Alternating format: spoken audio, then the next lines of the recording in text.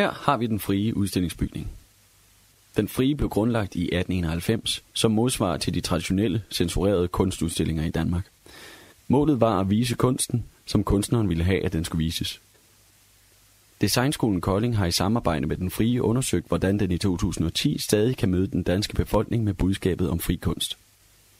Vi har fokuseret på relationen til gæsterne og det fysiske og mentale møde.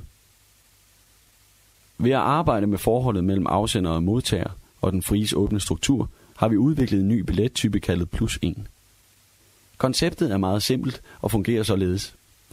Når man køber en billet, får man at vide, at man kan bruge billetten en gang mere, eller give oplevelsen videre til en ven. Vores research viser, at 18 ud af 20 tager på udstilling sammen med andre, hvilket betyder, at en stor del af +1-billetterne vil føre til nye gæster, og dermed flere +1-billetter. Der er selvfølgelig dem, der vælger at tage afsted alene, men det er da også helt okay. Men hvordan skal det så fungere i praksis?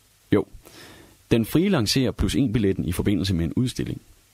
I København er der en kæmpe uudnyttet gruppe af potentielle kunstinteresserede på Designskolen, Arkitektskolen og Kunstakademiet. Desværre er der meget få af disse studerende, som kender til den frie og benytter sig af den. Research viser, at størstedelen af dem bruger deres fritid på Nørrebro og Vesterbro, altså langt væk fra den frie på Østerbro. Men vores research viser også, at studerende er fattige og sultne efter inspiration og mad. Derfor inviterer vi dem til hver udstillingsåbning, hvor vi giver dem gratis indgang og serverer dem gratis suppe.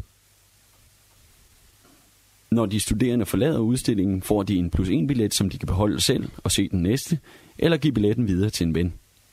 Deres navn bliver skrevet på billetten for at gøre den mere personlig.